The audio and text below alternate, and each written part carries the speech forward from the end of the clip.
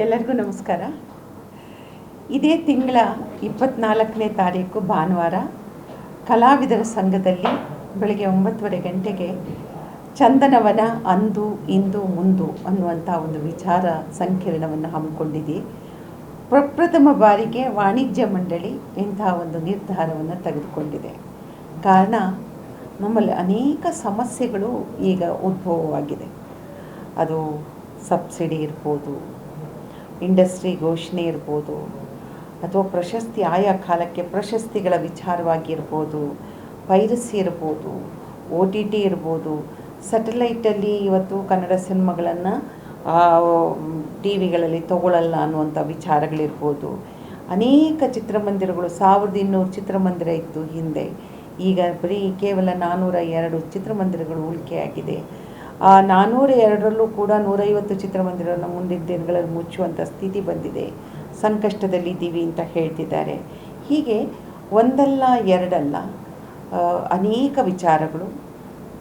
ಈ ವಿಚಾರಗಳಲ್ಲಿ ಕಲಾವಿದರ ವಿಚಾರ ಇರ್ಬೋದು, ಅಥವಾ ಹೊಸ ಹೊಸ ನಿರ್ಮಾಪಕರ ಸಮಸ್ಯೆಗಳಿರ್ಬೋದು, ಅಥವಾ ಇಂಡಸ್ಟ್ರಿಗೆ ಬೇಕಾಗಿರ್ತಕ್ಕಂಥ ಪ್ಯಾನ್ ಇಂಡಿಯಾದಿಂದ ಆಗುವಂಥ ವಿಚಾರಗಳಿರ್ಬೋದು, ದೊಡ್ಡವರ ಸಮಸ್ಯೆ, ಅದು ಬೇರೆಯವರ ಸಮಸ್ಯೆ, ಅನೇಕ ಸಮಸ್ಯೆ.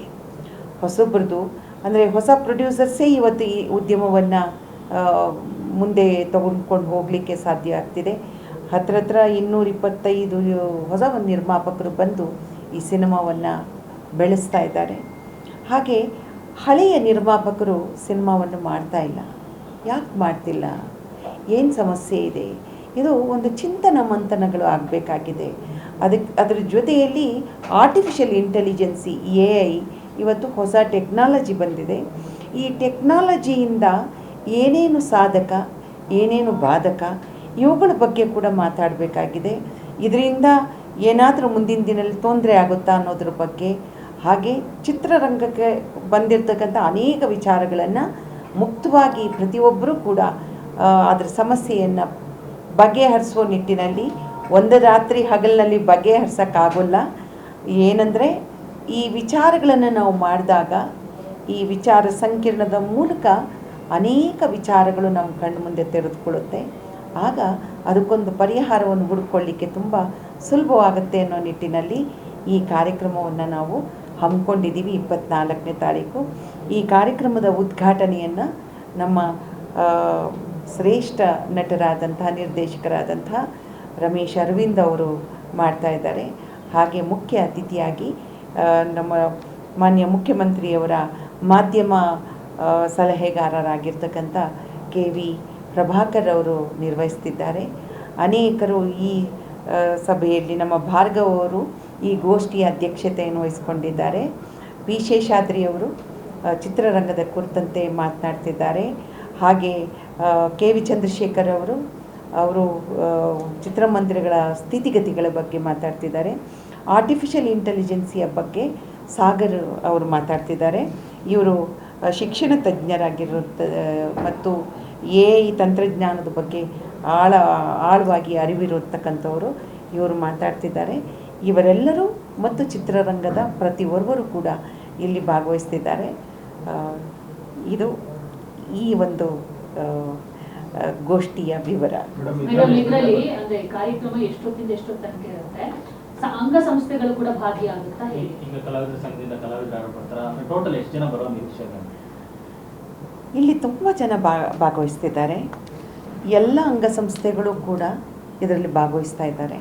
ಪ್ರತಿಯೊಬ್ಬರು ಅಂಗಸಂಸ್ಥೆಗಳು ಭಾಗವಹಿಸ್ತಿದ್ದಾರೆ. ನಿರ್ಮಾಪಕರು, ವಿತರಕರು, ಪ್ರದರ್ಶಕರ ಜೊತೆಯಲ್ಲಿ ಅನೇಕ ನಿರ್ಮಾಪಕರು ಇವತ್ತು ಕಲಾವಿದರು ಪ್ರದರ್ಶಕರಾಗಿದ್ದಾರೆ, ನಿರ್ಮಾಪಕರಾಗಿದ್ದಾರೆ. ಅವರೆಲ್ಲರೂ ಕೂಡ ಭಾಗವಹಿಸ್ತಾ ಇದ್ದಾರೆ. ಪ್ರತಿ ಅಂಗಸಂಸ್ಥೆಗಳು ಒಕ್ಕೂಟದಿಂದ ಹಿಡಿದು ನಮ್ಮ ಎಡಿಟರ್ಸು, ನಮ್ಮಲ್ಲಿರ್ತಕ್ಕಂಥ ನಿರ್ಮಾಪಕ, ವಿತರಕ, ಛಾಯಾಗ್ರಾಹಕರು ಪ್ರತಿಯೊಬ್ಬರು ಭಾಗವಹಿಸ್ತಿದ್ದಾರೆ. ಅಲ್ಲದೆ ನಮ್ಮ ರಾಜ್ಯದಲ್ಲಿರ್ತಕ್ಕಂಥ ಹೊಸ ಈ ಸ್ಟೂಡೆಂಟ್ಗಳು ಅನೇಕ ಅಕಾಡೆಮಿಗಳಿದ್ದಾವೆ. ಈ ಅಕಾಡೆಮಿಯಲ್ಲಿರ್ತಕ್ಕಂಥ ಸ್ಟೂಡೆಂಟ್ಸ್ಗಳೆಲ್ಲರೂ ಕೂಡ ಭಾಗವಹಿಸ್ತಿದ್ದಾರೆ. ಅದು ನಮಗೆ ಭಾಳ ಸಂತೋಷವನ್ನು ಕೊಟ್ಟಿದೆ. ಯಾಕೆಂದರೆ ನಿರ್ದೇಶನವನ್ನು ಕಲಿತು ಬಂದಿರತಕ್ಕಂಥ ಮಕ್ಕಳು, ಕುತೂಹಲ ಇರುತ್ತೆ ಅವರಿಗೆ. ಹಾಗೆ ಸ್ಕ್ರಿಪ್ಟ್ ಇರ್ಬೋದು, ಇದು ಕಲೆಗೆ ಸಂಬಂಧಪಟ್ಟಂಥ ಎಲ್ಲ ವಿಭಾಗಗಳಲ್ಲೂ ಕೂಡ ಕಲಿತು ಬಂದಂಥ ಮಕ್ಕಳುಗಳು ಬರ್ತಿದ್ದಾರೆ. ಅದರ ಹೆಡ್ಗಳು ಬರ್ತಾ ಇದ್ದಾರೆ.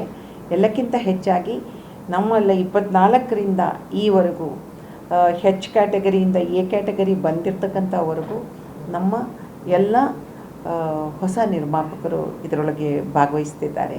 ಯಾಕೆಂದರೆ ಈ ಒಂದು ಸಮಸ್ಯೆಗಳು ಅವರಿಗೆ ಇದು ಎದುರಾಗಿರ್ತಕ್ಕಂಥದ್ದು, ಹೊಸ ಹೊಸ ಸಮಸ್ಯೆಗಳು ಉದ್ಭವವಾಗಿದೆ.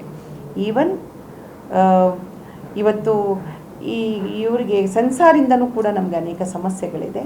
ಅದ್ರ ಬಗ್ಗೆಯೂ ಕೂಡ ಇದನ್ನು ಅಲ್ಲಿ ಮಾತನಾಡ್ತಾರೆ. ಹೊಸ ನಿರ್ಮಾಪಕರಿಗೆ ಯಾವ ರೀತಿಯಾದಂಥ ಪರಿಹಾರಗಳನ್ನು ಕಂಡುಕೋಬೇಕು ಮತ್ತು ಅವರ ಸಮಸ್ಯೆಗಳು, ಅವರು ಅನುಭವಿಸಿದ ಸಮಸ್ಯೆ ನಮಗೆ ಗೊತ್ತಿರೋದಿಲ್ಲ. ಅದನ್ನು ಮುಕ್ತವಾಗಿ ಚರ್ಚೆ ಮಾಡಲಿಕ್ಕಾಗಿ ಈ ಎಲ್ಲ ವಿಚಾರದ ಬಗ್ಗೆ ನಾವು ಮಾತಾಡ್ತಿದ್ದೀವಿ. ಮೇಡಮ್, ಏನಾದರೂ ಬೇರೆ ಪ್ರೋಗ್ರಾಮ್ಸ್ ಇದೆಯಾ ಅಂದರೆ ಕಲ್ಚರಲ್ ಆ್ಯಕ್ಟಿವಿಟೀಸ್ ಏನಾದರೂ ಇದೆಯಾ ಅಥವಾ ಬರೀ ಸಂವಾದ? ಕಲ್ಚರಲ್ ಇಲ್ಲ, ಹಾಡು ಪ್ರಾರ್ಥನೆ. ಇದೇ ಮೊದಲನೇ ಬಾರಿಗೆ ಫಿಲ್ಮ್ ಚೇಂಬರ್ ಈ ರೀತಿಯ ಕಾರ್ಯಕ್ರಮ ಆಗ್ತಾ ಇದೆ, ವಿಜಯಿಸ್ತಾರೆ. ನಮ್ಮ ಅನೇಕ ಮೊದಲು KCN ಚಂದ್ರ ಅವರಿದ್ದಾಗ ಈ ಒಂದು ವಿಚಾರಗೋಷ್ಠಿಯನ್ನು ಮಾಡಬೇಕು ಅಂತ ಭಾಳ ದಿವಸದಿಂದ ಹೇಳ್ತಿದ್ರು. ಆದರೆ ಅವರು ಕೂಡ ಮಾಡಲಿಕ್ಕಾಗಲಿಲ್ಲ. ನಂತರ ಅವರ ಅವಧಿಯಲ್ಲಿ ಕಮ್ಮಟಗಳನ್ನು ಮಾಡಿದ್ರು ಒಂದೆರಡು. ನಂತರ ಅದು ಕೂಡ ಮಾಡೋಕ್ಕಾಗಲಿಲ್ಲ. ಈ ಸಲ ನಾವು ಬಂದಾಗ ನಮ್ಮ ಪುಣ್ಯ ಏನು, ಎಲ್ಲರೂ ಕೂಡ ಸೆಮಿನಾರ್ ಮಾಡೋಣ. ಯಾಕೆಂದರೆ ಹೊಸ ನಿರ್ಮಾಪಕರು, ಆ ಹೊಸ ನಿರ್ಮಾಪಕರ ಸಂಕಷ್ಟಕ್ಕೆ ನಾವು ಹೆಗಲು ಕೊಡಬೇಕು.